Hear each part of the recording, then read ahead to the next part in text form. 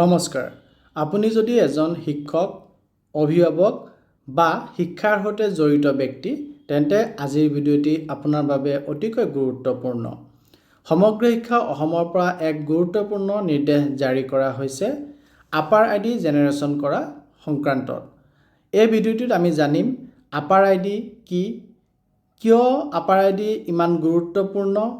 নতুন চৰকাৰী নিৰ্দেশত আপাৰ আইডি সম্পৰ্কে কি কোৱা হৈছে আৰু আমাৰ বিদ্যালয়সমূহত আমি শিক্ষকসকলে আপাৰ আইডি সংক্ৰান্তত কি কৰিব লাগিব আৰু অভিভাৱকসকলৰ এই সংক্ৰান্তত কি দায়িত্ব থাকিব, সম্পূৰ্ণ কথা আজিৰ ভিডিঅ'টোত আমি জানিবলৈ চেষ্টা কৰিম। প্ৰথম আপাৰ আইডি কি জানো আহক। আপাৰ মানে হৈছে automated permanent academic account registry. এইটো প্ৰত্যেক ছাত্ৰ ছাত্ৰীৰ বাবে এটা ইউনিক ডিজিটেল আইডি হয়,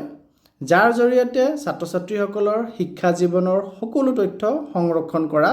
হয়। ই এক প্ৰকাৰৰ ডিজিটেল একাডেমিক আইডেণ্টিটি হয়। বৰ্তমান যি নিৰ্দেশনা সমগ্ৰ শিক্ষা অসমৰ পৰা আহিছে, সেই নিৰ্দেশনাটিত উল্লেখ কৰিছে, আপোনালোকে স্ক্ৰীণত নিৰ্দেশনাটি দেখিব পাই আছে যে অসমত আপাৰ জেনেৰেশ্যন প্ৰায় 81.06% হৈছে, কিন্তু বৰ্তমানলৈকে প্ৰায় 13 লাখৰো অধিক ছাত্ৰ ছাত্ৰীৰ আপাৰ আইডি বনোৱা বাকী আছে। গতিকে অসম চৰকাৰৰ ফালৰ পৰা, অসম চৰকাৰৰ শিক্ষা বিভাগৰ ফালৰ পৰা এক পদক্ষেপ গ্ৰহণ কৰিছে আৰু এই পদক্ষেপৰ জৰিয়তে বিদ্যালয়সমূহত টাৰ্গেটেড ছেচুৰেশ্যন কেম্প অনুষ্ঠিত কৰা হ'ব।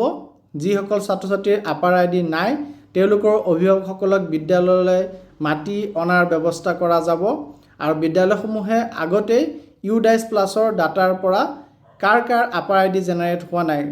কোন ষ্টুডেণ্টৰ আপাৰ আইডি জেনেৰেট হোৱা নাই তাৰ এক তালিকা প্ৰস্তুত কৰি ৰাখিব লাগিব। এই সমগ্ৰ প্ৰক্ৰিয়া 11 এপ্ৰিলৰ পৰা আৰম্ভ হৈছে আৰু 30 জুন 2026লৈকে চলিব। এতিয়া আহক আমি দিন হিচাপে কোন দিনাখন কি কাম কৰিব লাগিব সেইটো চাওঁ। আমাৰ এই আপাৰ জেনেৰেশ্যনৰ যি কাৰ্যসূচী, এই কাৰ্যসূচীৰ প্ৰথম 7 দিন ডে 1 পৰা ডে 7লৈকে আমি ডাটা প্ৰিপেয়াৰ কৰিব লাগিব। যিখিনি মিছমেটছ আছে, তথ্যৰ অমিল থকাৰ কাৰণে যিখিনি ষ্টুডেণ্টৰ আমাৰ আপাৰ জেনেৰেট আমি এতিয়ালৈকে কৰিব পৰা নাই বা যিখিনি ষ্টুডেণ্টৰ মেণ্ডেটৰী বায়'মেট্ৰিক আপডেট এতিয়াও বাকী আছে ক্লাছ লেভেলত, তেনে ষ্টুডেণ্টৰ তথ্য আমি গোটাব লাগিব। আৰু প্ৰত্যেক শনিবাৰে আমি টাৰ্গেটেড আমাৰ যি ছেচুৰেশ্যন কেম্প আছে সেইটো আমি বিদ্যালয়ত অনুষ্ঠিত কৰিম আৰু 8ম দিনৰ পৰা 16 নম্বৰ দিনলৈকে আমি আপাৰ জেনেৰেট কৰিব ট্ৰাই কৰিম। যিসকল ষ্টুডেণ্টৰ পেৰেণ্টছে, গাৰ্জিয়েণ্টে কনচেণ্ট দিছে, অলৰেডি কনচেণ্ট দিছে, সেইখিনি আমি আপাৰ জেনেৰেট কৰিবলৈ চেষ্টা কৰিম। আৰু কিবা যদি ইৰ'ৰ আছে যাৰ কাৰণে আপাৰ জেনেৰেট কৰিব পৰা গৈ থকা নাই, তাৰ আমি ফ'ল' আপ ল'ম, অৰ্থাৎ কি ইৰ'ৰ আছে, সেই ইৰ'ৰ কিদৰে দূৰ কৰিব পাৰি তাৰ কাৰণে আমি প্ৰচেষ্টা হাতত ল'ম। 17 নম্বৰ দিনৰ পৰা 25 নম্বৰ দিনলৈকে আমি আধাৰ কেম্প অনুষ্ঠিত কৰিম। আধাৰ কেম্পত আমি সেইসকল ষ্টুডেণ্টৰ আধাৰ জেনেৰেট কৰিব চেষ্টা কৰিম যিসকল ষ্টুডেণ্টৰ আধাৰ নাই আৰু যিসকলৰ মিছমেটছ আছে বা মেণ্ডেটৰী বায়'মেট্ৰিক আপডেট বাকী আছে তেওঁলোকৰ মিছমেটছ আমি দূৰ কৰিব চেষ্টা কৰিম বা আমি মেণ্ডেটৰী বায়'মেট্ৰিক আপডেট তেওঁলোকৰ কৰাম আধাৰ কেম্পৰ জৰিয়তে। আৰু 26 পৰা 30লৈকে আমি ৰিভিউ কৰিম আৰু এস্কেলেশ্যন কৰাব লাগিব, monitoring and corrective actions for next month. গতিকে আমাৰ এই মাহটোত আমাৰ কিদৰে আগবাঢ়িল তাক আমি মনিটৰিং কৰিম, পৰ্যবেক্ষণ কৰিম আৰু তাৰ লগতে আমাৰ নেক্সট মান্থত আমি কিদৰে আমি আগবাঢ়িব পাৰিম, আকৌ ডে ৱাইজ আমি সেইখিনি কাম ভগাই লৈ পেলাই আমি কিদৰে আমাৰ বিদ্যালয়ত যিমানখিনি যোগ্য ছাত্ৰ ছাত্ৰী আছে আৰু যিমানখিনি ছাত্ৰ ছাত্ৰীৰ পেৰেণ্টছে কনচেণ্ট দিছে আপাৰ জেনেৰেট কৰিবৰ কাৰণে, তেওঁলোকৰ আপাৰ কিদৰে জেনেৰেট কৰিব পৰা যাব তাৰ কাৰণে আমি ব্যৱস্থা ল'ম। এইবাৰ আপাৰ সম্পৰ্কে এটি গুৰুত্বপূৰ্ণ কথা আহিছে যে আপাৰৰ যোনটো কনচেণ্ট ফৰ্মটো আছে, সেই কনচেণ্ট ফৰ্মটো হাইকোৰ্ট অফ উৰিষ্যাৰ জাজমেণ্ট অনুসৰি আপডেট কৰা হৈছে। এতিয়াহে আমি আপডেটেড আপাৰ কনচেণ্ট ফৰ্ম আমি ফিল আপ কৰিব লাগিব আৰু তাক আমি ব্যৱহাৰ কৰিব লাগিব। মই আপোনালোকক স্ক্ৰীণত আপডেটেড কনচেণ্ট ফৰ্মটো দেখুৱাব চেষ্টা কৰিম আৰু বুজাইও দিম, তাৰ আগতে আমি এই মূল কথাখিনি সামৰি ল'ব বিচাৰিছোঁ। গতিকে আমি 30 জুন 2026ৰ ভিতৰত আপাৰ ছেচুৰেশ্যনৰ প্ৰক্ৰিয়াটি আমাৰ বিদ্যালয়ত সম্পূৰ্ণ কৰিবৰ কাৰণে আমি চেষ্টা চলাব লাগিব। গতিকে এই সময়খিনিত আমি বিদ্যালয় পৰ্যায়ত নিশ্চিত কৰিব লাগিব যে আমি লিষ্ট প্ৰস্তুত কৰিব লাগিব কোনসকল ষ্টুডেণ্টৰ আপাৰ জেনেৰেট হোৱা নাই, তাৰে কিমান সংখ্যক ষ্টুডেণ্টৰ আধাৰ নাই, কিমান সংখ্যক ষ্টুডেণ্টৰ আধাৰত মিছমেটছ আছে আৰু কিমান সংখ্যক ষ্টুডেণ্টৰ মেণ্ডাটৰী বায়োমেট্ৰিক আপডেট পেণ্ডিং আছে তাৰ তালিকা আমি ক্লাছ ৱাইজ প্ৰস্তুত কৰিব লাগিব অভিভাৱক আমি জনাব লাগিব তেওঁলোকক আমি সজাগ কৰি তুলিব লাগিব আধাৰৰ আপাৰৰ প্ৰয়োজনীয়তা কি আধাৰৰ প্ৰয়োজনীয়তা কি তাৰ বিষয়ে তেওঁলোকক আমি সজাগ কৰি তুলিব লাগিব আৰু আমি বিদ্যালয় পৰ্যায়ত সেচুৰেশ্যন কেম্প অনুষ্ঠিত কৰিব লাগিব আৰু শিক্ষকসকলৰ কৰিণীয়ত পৰিব তেওঁলোকে ডাটাসমূহ ভেৰিফাই কৰিব লাগিব ছাত্ৰ ছাত্ৰীসকলক সহায় কৰিব লাগিব আৰু তেওঁলোকৰ যি ইৰৰ থাকিব সেই ইৰৰ কাৰেকশ্যন কৰাত আমি সহায় কৰি দিব লাগিব ছাত্ৰ ছাত্ৰীসকলকে হওক অভিভাৱককে হওক বা বিদ্যালয় প্ৰধানকে হওক আৰু গুগল শ্বীটৰ জৰিয়তে এই ৰিপৰ্টিং আমি কৰিব লাগিব সেই সম্পৰ্কে আমাৰ পৰা ৰিপৰ্টিং লৈ থাকিব গতিকে আমি এই সংক্ৰান্তত সজাগ হ'ব লাগিব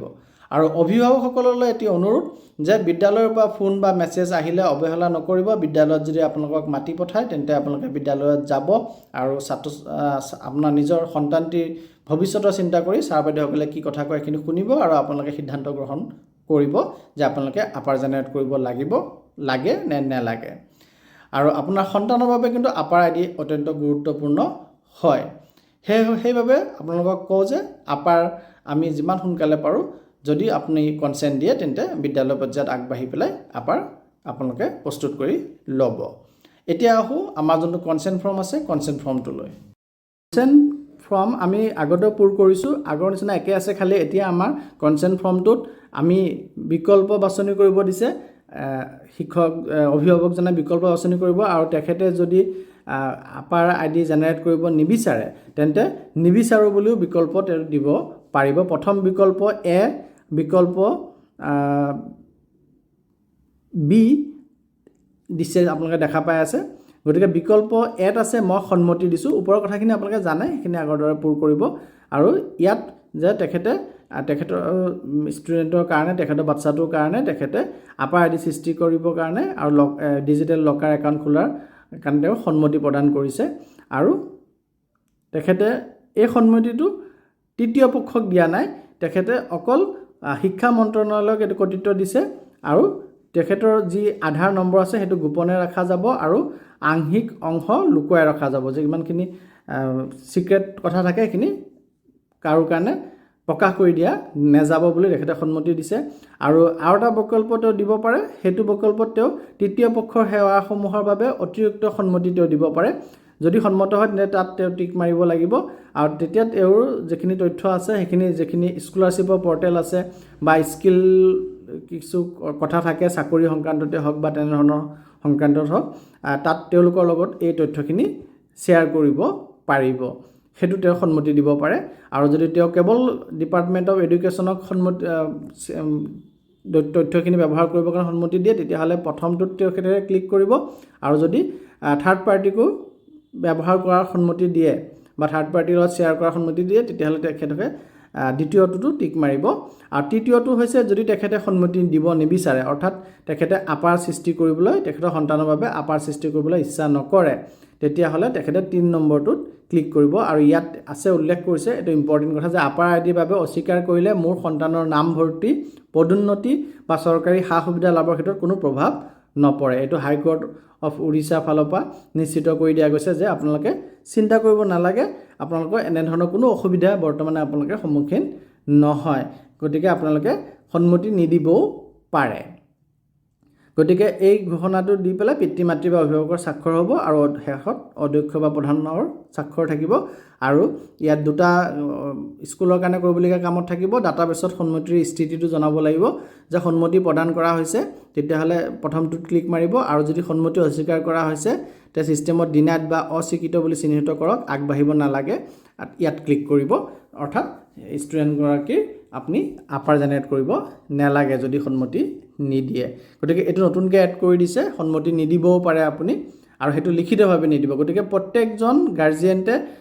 এই ফৰ্মটো ফিল আপ কৰাটো কম্পালসৰি হয় সন্মতি দিলে আপোনালোকে ওপৰত ক্লিক কৰিব আৰু যদি সন্মতি দিবলৈ ইচ্ছা নকৰে তেন্তে